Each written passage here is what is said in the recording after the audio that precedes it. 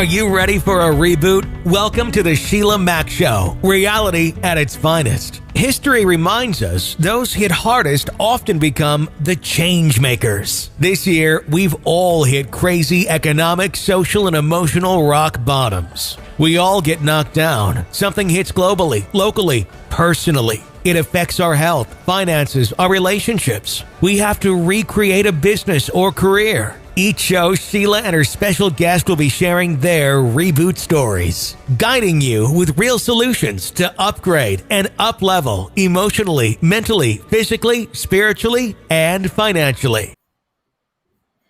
Welcome to the Sheila Mac Show, reality at its finest. Here we have real people sharing real stories and actionable steps to help you reinvent, rebuild, and reboot your business and personal life on your terms. I'm your host, Sheila Mac, and today we have special guest, Doug Evans. Doug is a former co-founder of Organic Avenue and founder of Juicero. He's also the pioneer of the sprouting movement. He has been channeling the power of sprouts and his transformative plans into the Sprouts book, or the Sprout book, and advising tens of thousands of people on the ancient wisdom of sprouts as a food source. Currently living in the California desert, he is sprouting daily, growing a majority of his food in his own countertop garden, and he is creating a radical shift in wellness through his discussion of growing sprouts and their healing benefits. Wow, that's so interesting. All right, well, welcome to the show, Doug. Thank you so much for having me, Sheila. I really appreciate you and taking the initiative to make this happen. All right, and one of the first questions I like to ask my guests is, now this show came about based on my new best-selling book, Bootstraps and Bra Straps, the formula to go from rock bottom back into action in any situation. And I wrote that book and it came out, and then the pandemic hit. And we have been hit basically with just about every situation imaginable and then some. So I'd like maybe if you could share a time in your business or personal life where you hit a tough situation and how you got back on track. Yeah, I think, so many, right? So many. I think that, I had a big vision for my last company, Juicero, that I really believed that plants were good for people, that the U.S. dietary guidelines recommended 7 to 13 servings of fruits and vegetables every day. The average American was consuming less than one, and that could be French fries or ketchup, right? So, like in my life, I transformed myself by eating whole food, plant-based, fresh, ripe, raw, organic fruits and vegetables. And one of the key things for me was juice. So cold-pressed, organic green juice. It's low in calories, it's low in sugar, it's high in chlorophyll, and it's high in micronutrients. So I really believed in that. And in the research that I did, most people who drank coffee, who had an espresso machine, were using that once or twice a day, whether it was a Keurig or an espresso machine. But people who had a home juicer were using it once or twice a month, where the Keurig and espresso were once or twice a day. So I had this big vision to see how could I make it easier for people to consume fresh juice. And juice in a bottle is typically majority, like 99%, legally must be pasteurized if they make juice in a bottle. So I believed in freshness. I wanted fresh. So my concept was I would take fresh produce, triple wash it, dice it, slice it, chop it, shred it, prepare it to go into a juice press, and then invent the juice press so that people could literally in 2 minutes take the pack out of the refrigerator, put it in the machine, press one button, and make juice. And that was like my vision. So fast forward 3 years later, I launched this company. And as opposed to people loving it, on the majority, we had thousands of people loving it, and they were using it exactly like what I thought, twice a day, 9.2 times a week. We sold thousands of machines. Revenue grew to $1 million a month. And then out of kind of craziness, the media said, oh, this was their narrative. Doug creates a $700 juicer for rich a-holes, and you don't need to use the machine at all because you could squeeze the pack by hand. And of course you could squeeze the pack by hand. It was chopped and shredded produce and cheesecloth, but no one wanted to squeeze it by hand, and which was indicated when we offered any person who bought the machine the ability to refund it if they didn't like it. And no one returned the machine. Like less than 5% of people returned the machine. But bad narrative in the media meant I got fired, and they shut the company down and sold the assets. So here I was, someone whose heart was out there wanting people to be healthier, got caught in Silicon Valley excess crossfire, and had to think about, okay, what was I going to do?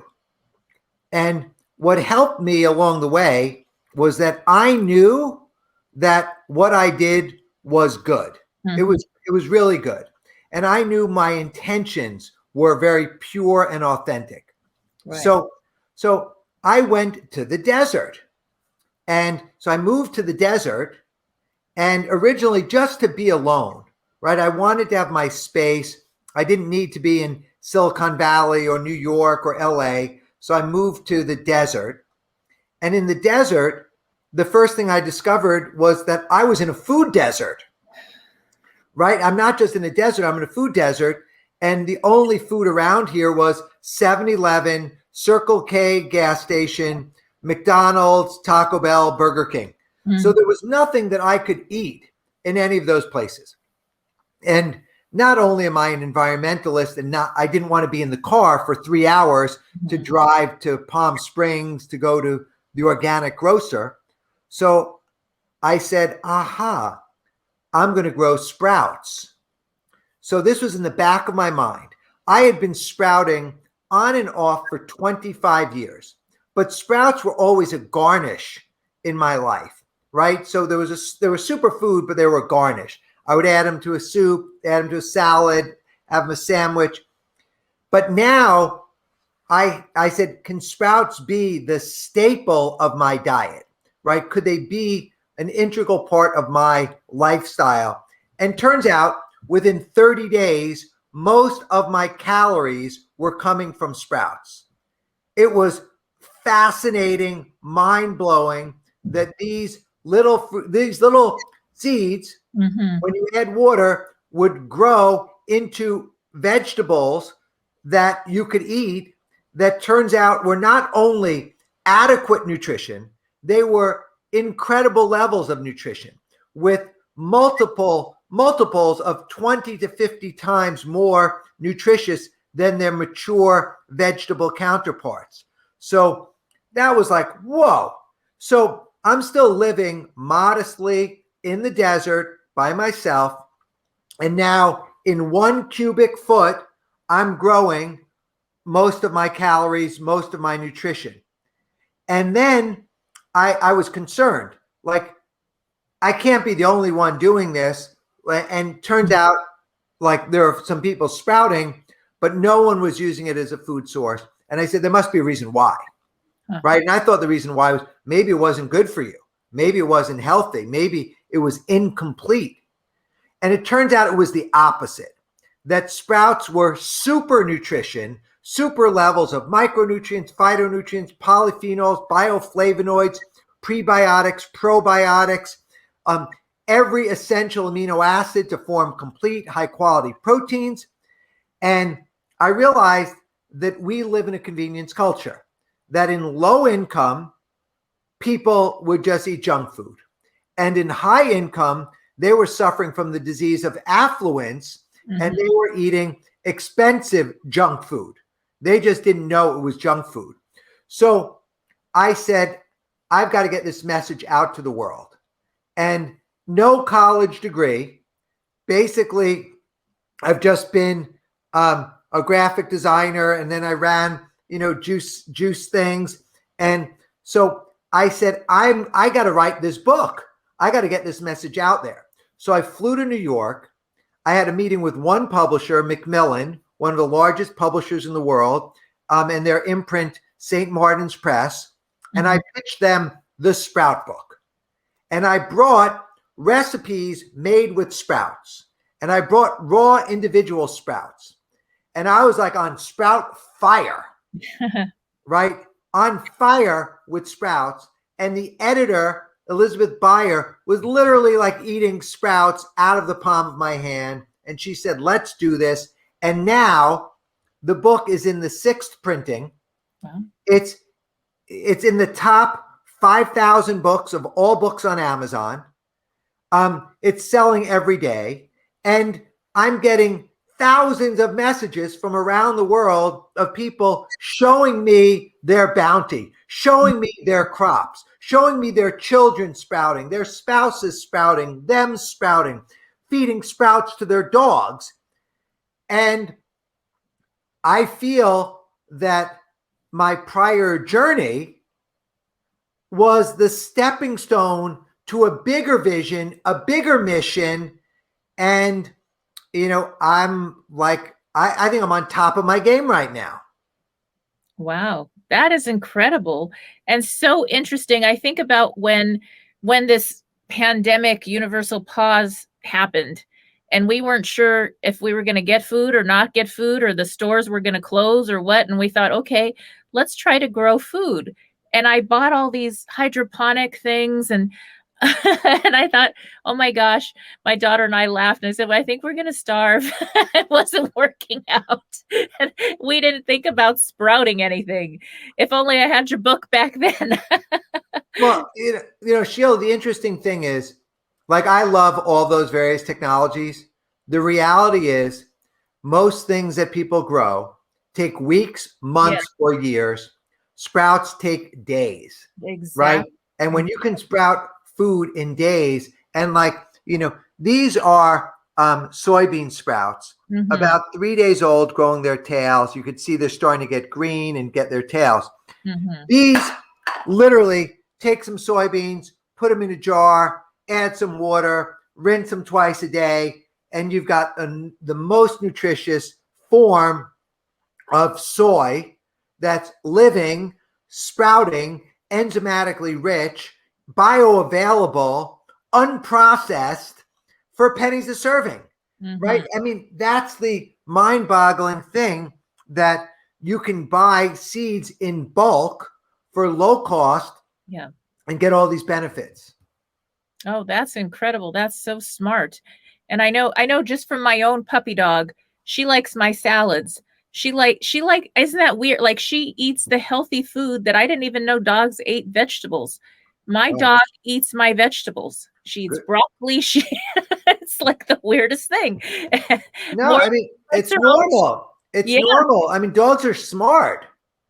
Dogs are smart. And the thing is, dogs don't understand, you know, TV commercials, right? So they're not going to come and beg you to take them to some fast food restaurant, you know, where they've got yellow and red, you know, packaging and branding, right? The dogs want things that are real.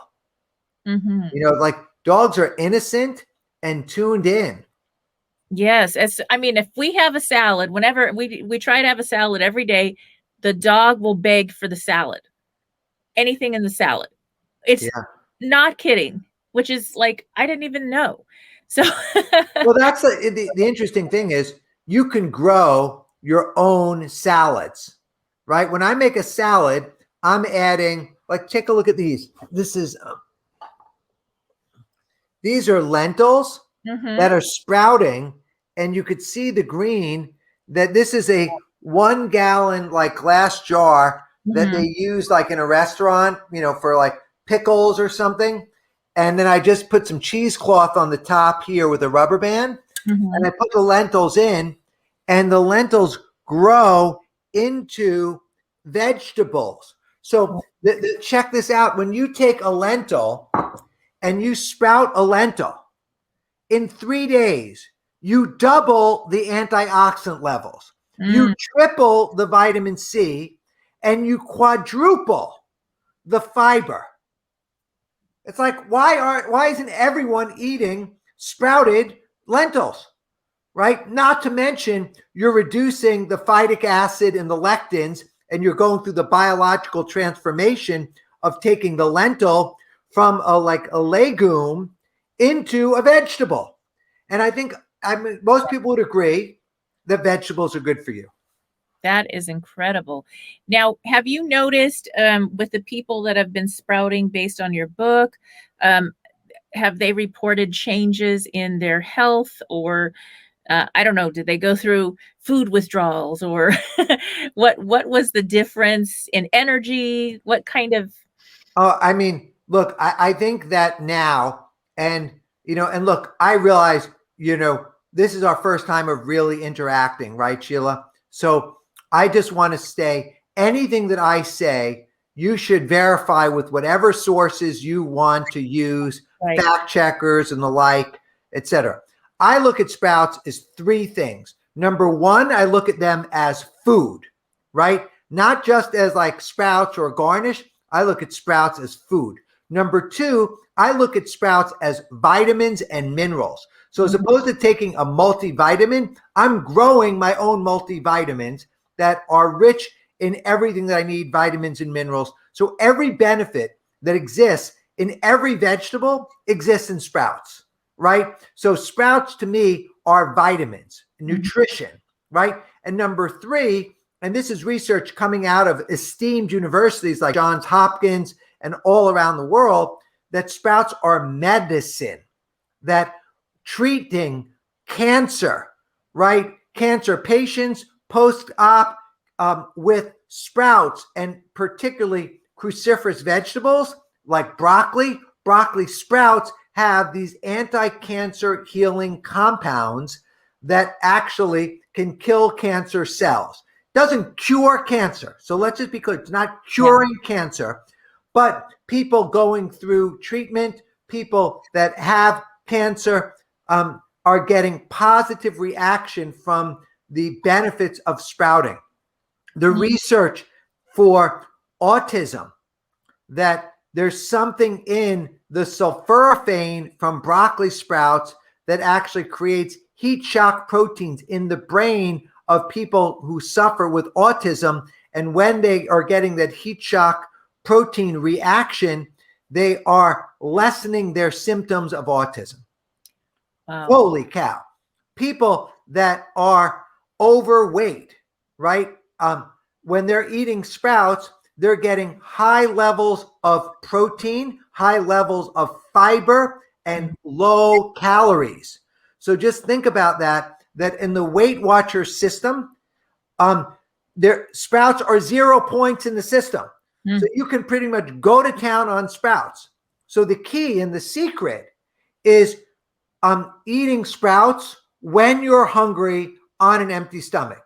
Because no one wants to eat sprouts after Ben & Jerry's, right? No one wants to eat sprouts after they're eating the Big Mac.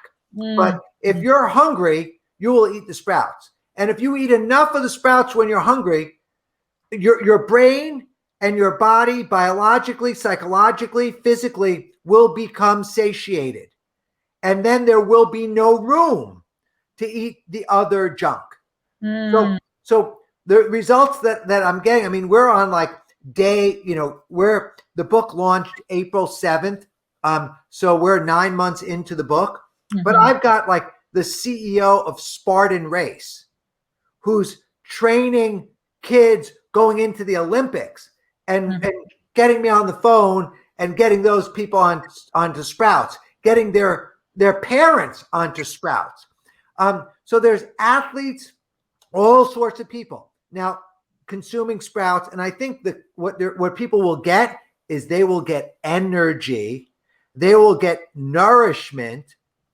And the leading gastroenterologist, Dr. Will Bisowitz, right? The Gut Health MD, right? With, over 250,000 followers on Instagram, New York Times best-selling book, is sprouting and recommending sprouting to his patients, to his followers. He included 2 chapters in his book fiber fueled on sprouts.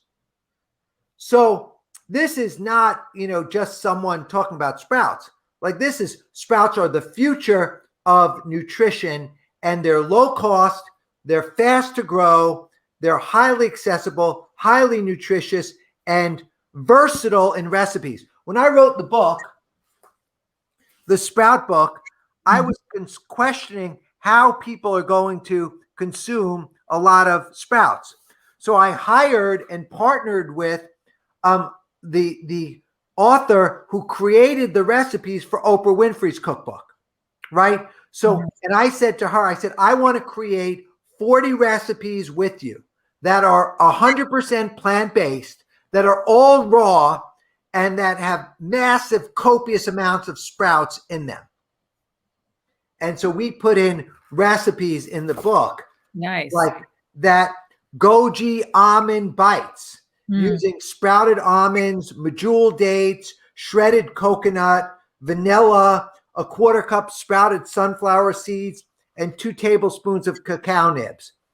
We've got the cilantro mint chutney, quarter cup of water, 2 tablespoons of lime juice, 2 cups of mature mung beans, 2 cups of fresh cilantro, mint leaves, quarter cup of cashew, medjool dates. I'm getting hungry just reading this thing.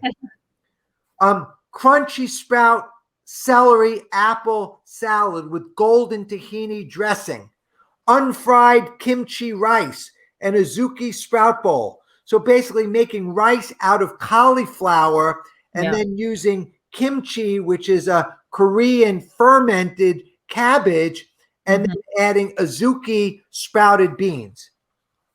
Avocado sprout boats with clover, garam masala lentils with cauliflower rice, the quinoa tabbouleh, lemon cauliflower salad. I mean, it's unbelievable. You could have more than one different dish every day for a month, and you pick the things that you like. Now, let me ask you, for those listening in who maybe are going from not so healthy, or maybe they got the COVID 25 or plus or whatever, and now they're like, okay, this sounds great. I want to add this in slowly or daily, maybe as a garnish, and then kind of ease into it. What would you suggest for people starting out from zero? I think that zero. Look, I don't want people to be like me. I love and honor where people are in their journey, right? So what I want to say is add sprouts to your diet. Add sprouts to your diet. It's as easy to start as getting a mason jar with some cheesecloth and a rubber band and some organic sprouting seeds online. Easy to find. Just Google organic sprouting seeds. And then easiest place to start, French lentils. They sprout in 24, 48 hours. You're in business, and lentils are familiar. When you sprout them, they're just healthier. And then you can still use whatever, preferably better, but you can use whatever marinara sauce, pesto sauce, tahini sauce, balsamic vinegar, olive oil. Add your sauces to it, and they just become a filler. So you just start adding them to whatever you're eating, and then know that you are consuming the healthiest food on the planet. Like eating sprouts is like connecting with primal plant intelligence. Every single seed is a complete living organism in a dormant state. And you become the master controller, partner, representer of nature to add some water to activate and germinate that dormant seed and unleash that fire to turn it into a vegetable. Yes, that's incredible. Now, are you still doing juicing too in your diet, or is that? I drink wheatgrass juice and I drink some sprout juice. But for the most part, I don't have access to organic vegetables other than sprouts. So it's only what I can sprout here. I still love juicing, right? I love drinking spring water and I love juicing. The thing that I can juice here easily is wheatgrass juice because I can grow my own. Look at this. This is I'm growing some wheatgrass here. Look at these. Wow. These are wheat berry, and they're sprouting. Let me look at that. I see. And then you just juice those. Well, no. These will grow. I take those, I put them on an unbleached paper towel on a little like screen rack. And then I got a spray bottle and I'm spraying them a couple times a day and they'll grow to 4-inch tall blades of grass. Wow. Then I snip the grass and I throw them in the wheatgrass juicer. I see. Yes, that is very good. And that's like chlorophyll. Wheatgrass gives you a lot of chlorophyll. Is that right? Chlorophyll, yeah, which is the energy of the sun. The wheatgrass processes through photosynthesis the energy of the sun into that green, and that green is a powerful antioxidant. So good. And you don't take any supplements? No. Wow. And I'm 54 years old, and I feel better than I did when I got out of the Army, whatever, like 35 years ago or some crazy number like that. Did you eat like everyday food back then? Oh, back then. I mean, I remember like one of my last meals in New York City, me and my close friend, we were like in Chinatown and it was raining and we were so hungry. We went to this Chinese restaurant and there was a line out the door. And by the time we got to the food, there was no seating, but up there, I said, well, let's just get to go. And we ordered a duck that was hanging in the window. And the guy was getting ready to chop it up. He said, no, just give us a duck. And we gave him $10. And then we went and we're sitting on the stoop like cannibals, tearing apart the duck, eating the neck, eating the fat, eating the skin, chewing on the bone marrow. Oh, boy. And so, I mean, I was like a normal eater, I guess. Wow. Wow. So at some point, what was it that changed your idea of eating to go healthy? What was there a point in your life where you were? Yeah, definitely. I can remember it very clearly. My aunt became overweight and then had diabetes. And then 6 months later, they chopped off her feet below her ankles. My goodness. And then my uncle got heart disease and died. Then my other uncle got heart disease and died. Then my aunt got IBS and colitis. And then ultimately, my aunt and my mother both had stomach cancer and died. And then my father died of heart disease. And then my brother, who was only 2 years older than me, became overweight, obese, diabetic, hypertension, atrial fibrillation, and had the first of 3 strokes and a heart attack. Oh my goodness. And I thought, like, holy cow, I'm genetically cursed. Yeah. Right? It doesn't matter what I do because I'm going to die. And then, like, I met someone who was eating the whole food plant-based diet. And their sister died of leukemia. Their mother died of cancer. So we connected on that level. And she had said, I mean, she was healthy, beautiful, vibrant, physically fit.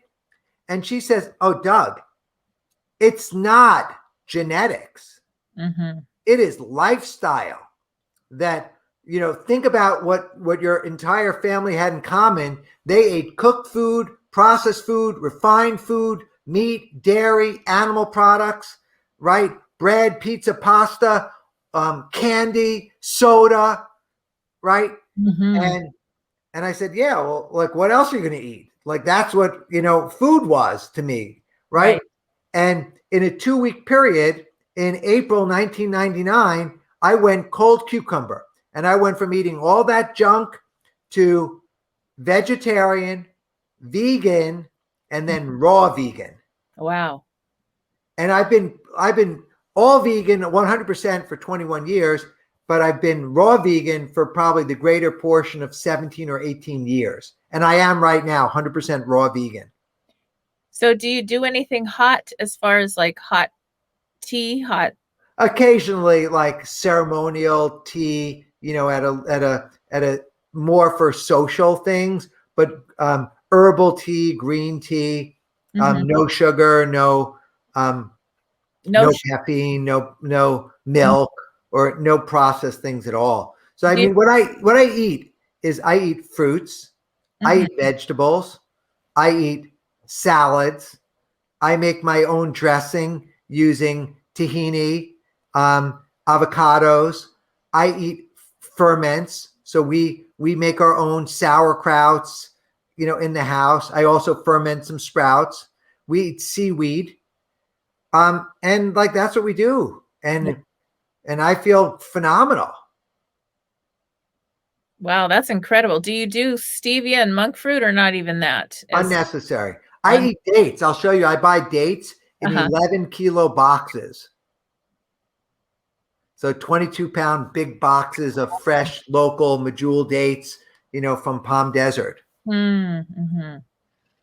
Wow, that's incredible. So your grocery bill must be extremely low. Very low. Overall. Very low. Yeah. I mean, I'm probably consuming maybe $40, $50 a month in food. Incredible. And super healthy.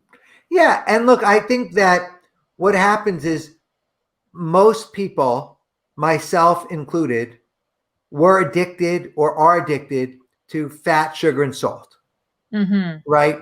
And if you were to take raw broccoli and give it to anybody, right? If they're really hungry, they'll eat some of it, right? You take that same raw broccoli and you saute it with oil, with salt, with sugar, with seasoning, people will be able to polish any amount of it away. They'll just be able to eat it. So there's something that happens with the dopamine and the serotonin in the brain and the flavor sensors to make you overeat. So if you do the simplest thing and you give up adding oils and sugars, and salts, then you won't it'll be very hard to overeat because the food will just be bland. Right? Yeah. The food will just be bland. And there's no excitement when you're eating the bland food. There's just health. So it's a long-term perspective to eat that way. But I have another success story. I was in Bali in December 2018, and I'm under a waterfall, and there's like 5 people there. 3 of them were together. There's one other guy. He was by himself, and we're walking back from the waterfall to the car, and he was a good 50 pounds overweight. And to me, I'm all love. So he's saying, what do you do? It's like he's a software guy from Silicon Valley and blah, blah, blah. And what do? I was like, I used to live in Silicon Valley and now I'm all about sprouts. I'm writing the sprout book. And I give him the 5-minute pitch on sprouts. We connect on Facebook. Next thing I know, he's doing 30 days of all sprouts, right? 2 weeks into it, he runs a marathon. Wow. Just by eating sprouts. He has so much energy running the marathon. He runs home 6 more miles after the marathon. 2 weeks later, he runs a 50-mile ultra marathon just eating sprouts. I called him up. I said, I interviewed him for my book. He's in my book, Stephen. And I said, did you cheat at all? He goes, sometimes I'd add some spicy Tabasco sauce or sriracha sauce, but no, otherwise I just ate sprouts. He grew some sprouts. He bought some sprouts. He just ate sprouts. So, I mean, you talk about success stories, extraordinary. Wow. That's incredible. That is. And that's something I feel like as a mother, I have 6 children. And as a mother, I think just being able to introduce the sprouts into the food and meals. So all of a sudden the kids are like, this is just normal. This is what we eat. Yeah. And hey, Sheila, I'm totally up for having a conversation, a family call, you and the 6 kids, and we'll talk about sprouts. We'll zoom in on my kitchen. We'll show them the sprouts. We'll answer all questions. Because if you look on my Instagram at Doug Evans, You know, two different mothers sent me their pictures of their 8-year-old kids growing sprouts for their science project. Wow. Right. And just with joy, you know, they're growing them, they're eating them, they're sharing them. I mean, you know, one young girl did like a sprout house and the other one did on the science project. And the amazing thing, this young girl actually was experimenting with stressing the sprouts by growing them in a refrigerated environment, creating her own truly scientific hypotheses at 8 years old, with sprouts being the medium. So look, I think this is for real. This is my mission. This is what I want to get out there. I'm so grateful, you know, that you do that. But that was answering your question. That's how I rose myself from the bootstraps, right? I was down, right? There was a lot of shame in losing over $100 million, you know, of investor capital, you know, people who left other jobs to come work at the company that believed in the vision, and they had to, you know, go and find other things to do to support their families. The customers who believed, we had thousands of customers. We had to say, send back your machine. You know, we're winding down the operation. So there was a lot of shame. And the thing was, I just did my best, right? And I was very compassionate and very loving of myself to say, hey, you know, identified mistakes are successes. And I taught a class at Harvard Business School, right, on my blind spots of what I did. And that was very cathartic, especially when I went in there. These, you know, super young whippersnappers were extremely snarky, condescending, and judgmental when I got there. Like, they thought like I was a snake oil salesman, but they listened, they asked questions, and, you know, some discourse back and forth. But at the end, they're like, wow, what a journey. And I said, you can't learn these lessons. I'm teaching it here at the Harvard Business School, but you can't learn these lessons unless you are in the ring, unless you have to make a decision. Do you do this or do you do that? And do you fight about this or do you fight about that? Because you can't fight every battle, right? You have to choose your battles. And so, like, you just do your best. And so I'm very kind to myself. And the number one thing I do for myself is I make sure I exercise. And I don't like to run. Let me just say, it's much more fun to, you know, let the time go by on the phone than it is to run. But I get myself out there and I run 5K, 10K in the desert, you know, 5 days, 6 days a week, you know, whether it's cold, wet, dry, doesn't matter. Like, I get out there, and the hardest thing is getting the shoes on. Because like, I will stare at those running shoes. I'll stare at them for a long time till they go on. And once they're on, it's like they're electric. I'm going. Makes all the difference. That is so incredible and very inspiring. Well, Doug, I'd love for you to share where people can connect with you, how they can get your book. So my book is available wherever books are sold. I recommend you go to your local bookseller and tell them to special order the copy of The Sprout Book by Doug Evans. You can sign up for my newsletter at www.thesproutbook.com. And I do most of my sharing today on Instagram. So and my handle is just Doug Evans, DOUGEVANS. So just Doug Evans. And send me your sprout successes. Follow my stories. I've done some of the top plant-based podcasts that you can listen to content. I did podcasts with the CEO of Spartan Race. I did a podcast with Marianne Williamson about food poverty and food equality in America. So that's it. I'm out there, and this is my mission, and we're making it happen. Excellent. Thank you again for being a guest on the show. And for those tuning in, we'll be right back after these messages. If you are just tuning in, this is the Sheila Mack Show here on NBC's KCAA Radio, the station that leaves no listener behind. Like everyone, I have been itching to travel for a long time now. It's been a year since travel turned off completely and we all started sticking closer to home. I know that I'm not dying to go back to some packed resort and sit by the pool, but I do know that I need adventure in my life. I'm ready to get back out there and start exploring again in a safe and supported way. Lucky for us, travel is coming back in a very big way. With the American population well vaccinated by the end of May and many other countries on par, travel is set to take off real soon, here and globally. So it's time to start dreaming big and finding your travel community. Beyond the Nest is an innovative travel community built in the post-COVID world, built by two amazing open-hearted travelers and cross-generational women business leaders. They know that in a post-COVID world, people are going to want more than what travel used to offer. These women believe in the transformative power of travel. It has built and changed both of their lives, and they know that in 2021, people need this adventurous reboot.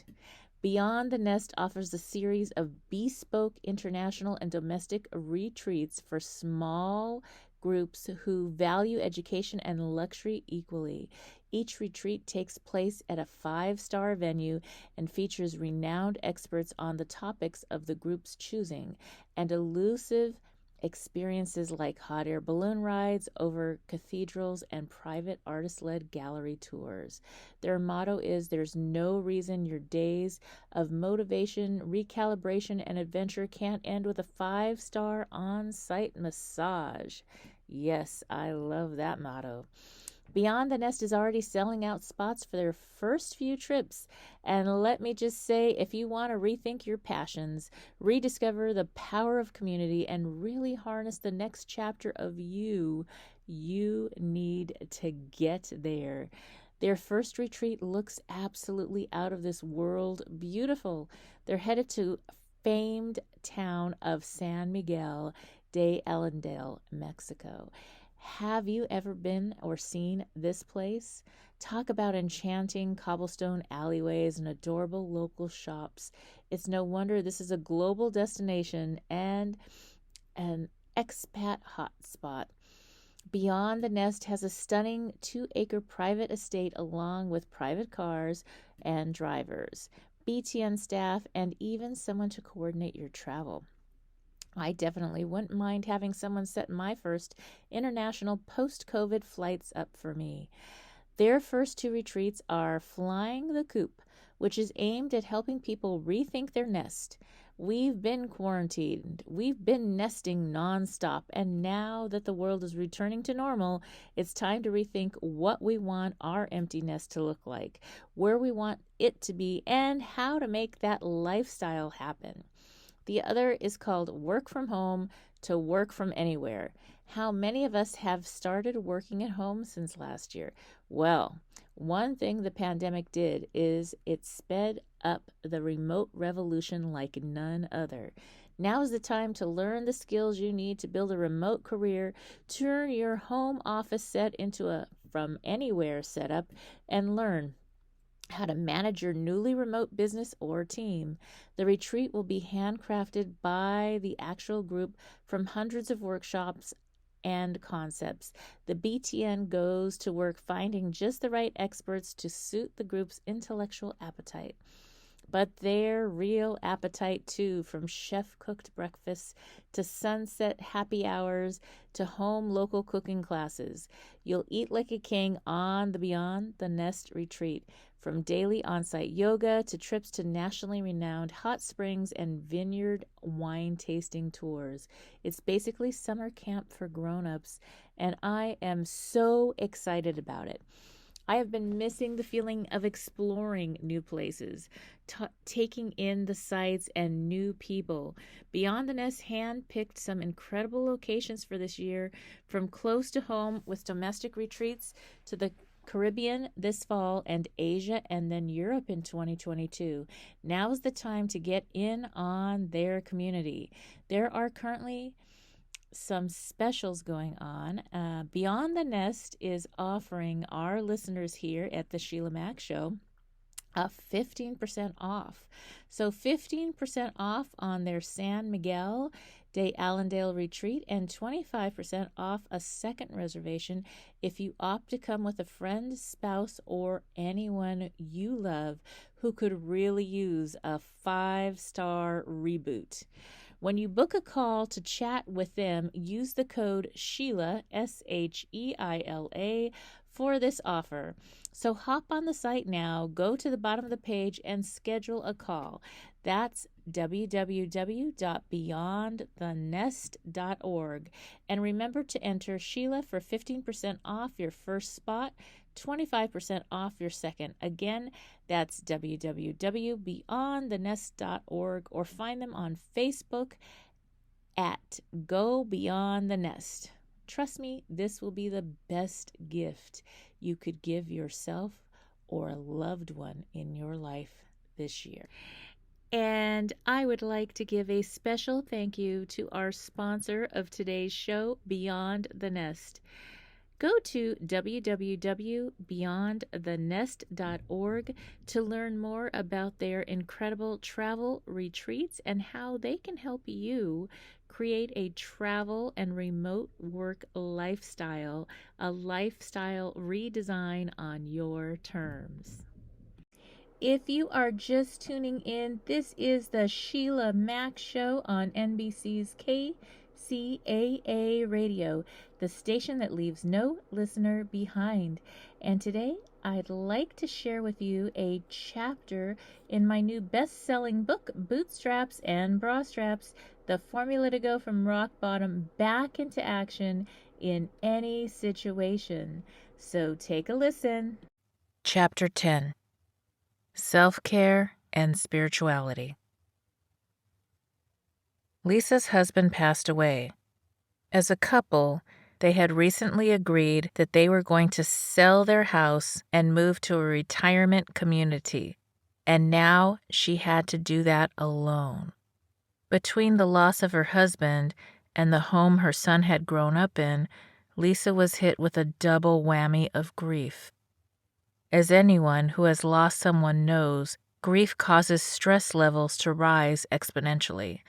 On top of that, selling a house and moving, even when it's a planned, happier move, is also stressful and can be unsettling. You lose things, objects get broken, and you have to readjust to a new place.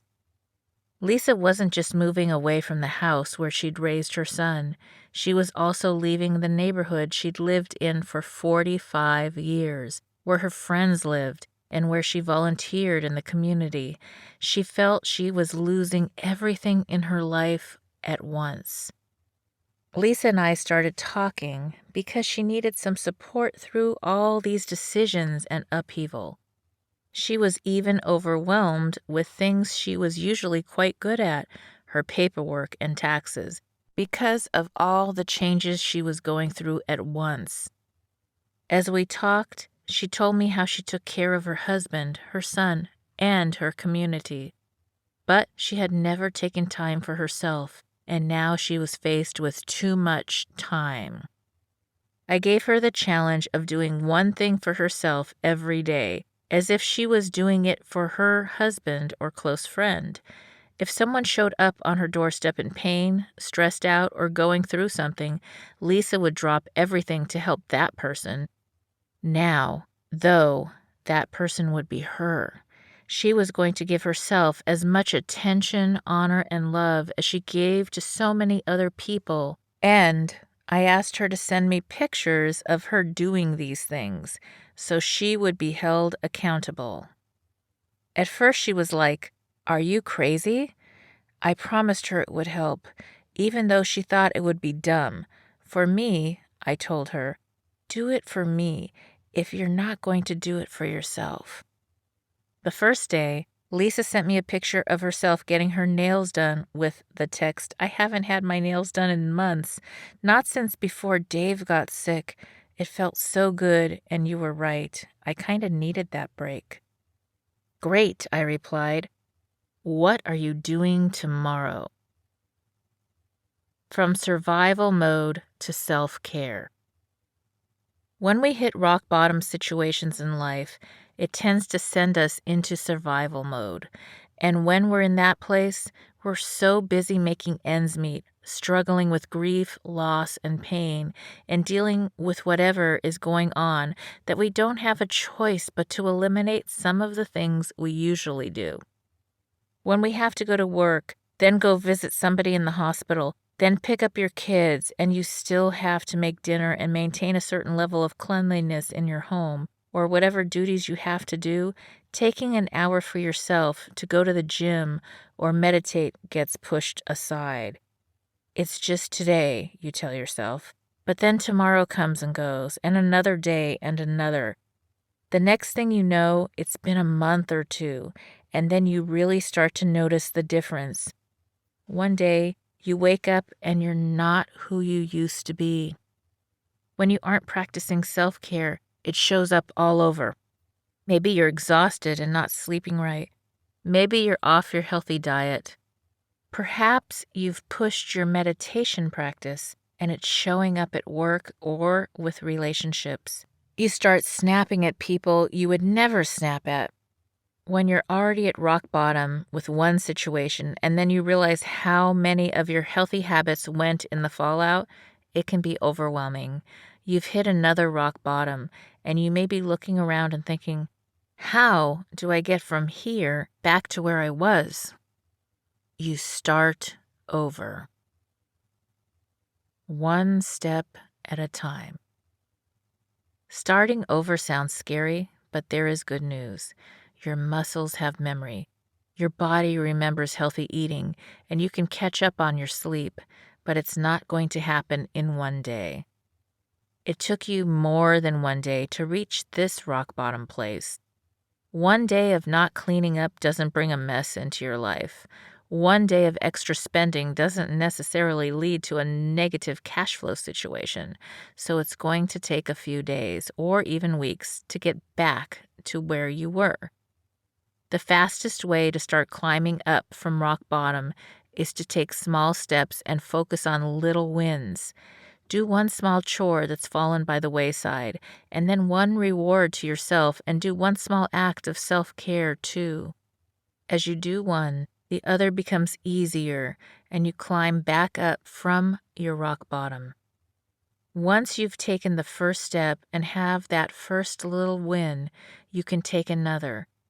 Maybe tomorrow you'll clean one part of your house or deal with one bill that got thrown into a pile.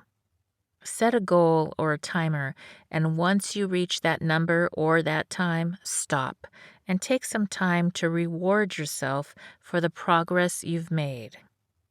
Just for tonight, take 5 minutes to meditate. It doesn't have to be the whole hour that you used to do, as long as you're doing something. Maybe you're starting over with your budget, so you can't go get a massage or facial or have a spa day right now. Just for today, try doing your nails at home, or just for this afternoon, take a 10-minute walk. Anything that leaves you thinking, oh, that feels better, after you do it. You can even schedule appointments for time to spoil yourself a little, even if you just mark enough time in your calendar for simple things like lighting a candle and meditating, taking a walk or a nap, or watching a movie, something that's just for you. You'll still have to take the right actions and take care of the things you're required to care for in your life. But you can also honor an appointment with yourself as much as you show up for the other people or situations or emergencies that threw you into survival mode in the first place. Your body and your mind need that break. They need a respite in order to continue getting you from that rock bottom place back into your life. Without it, it's like not putting fuel in your car and expecting to go on a road trip. You know that sooner or later, you're just going to run out of gas. With your brain and body fueled up and ready to go, however, you will be able to come up with new strategies for resolving whatever issues come up. You define your self-care. You have to take care of yourself before you help all the other people that you care for.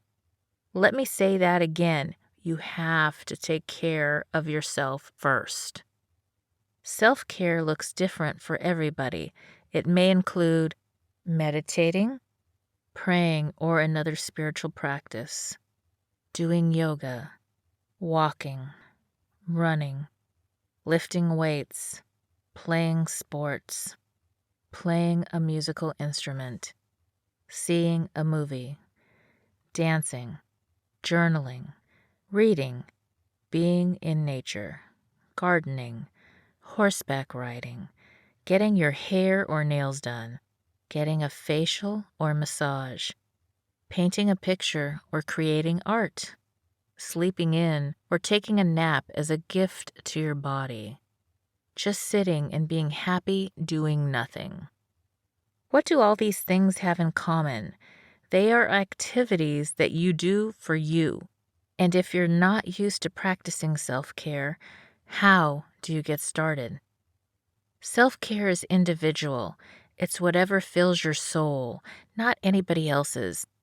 So first, think about what fuels you. You may have to go back in your memory a couple decades to find something you used to love that has fallen away in your life. When I was a kid, I was on the swim team. That was my meditation. When things were going wrong at home, I would go swim laps for hours. I still like to swim whenever I can. It doesn't feel like working out. Swimming energizes me. I just lose myself in the quiet, peaceful rhythm. It's the best medicine in the world for me. A friend I used to go to the spa with loves being in the wilderness. For her, it is heaven. Her favorite vacation of all time was a hiking trip where she carried everything in a backpack, went to the bathroom in bushes, and swam naked in the lake. She was one with nature, and that was a spiritual experience for her. That wouldn't do it for me. I liked the spa because it was elegant. We got massages every day and had a chef preparing our meals. They took care of us. Putting on a backpack, walking across the country, and sleeping in the cold woods would be torture for me. Self-care is different for everyone.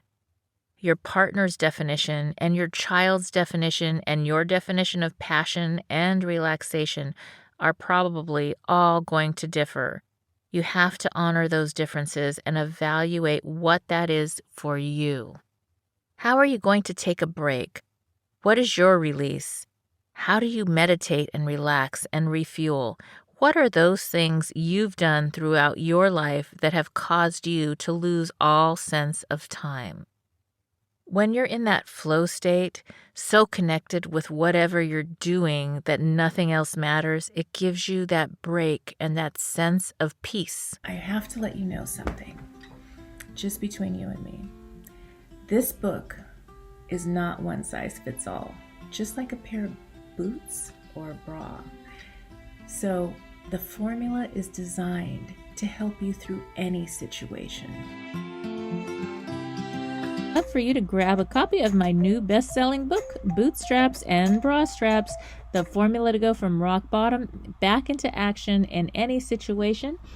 It is now available on Audible as well as on Amazon and Kindle and at www.sheilamac.com.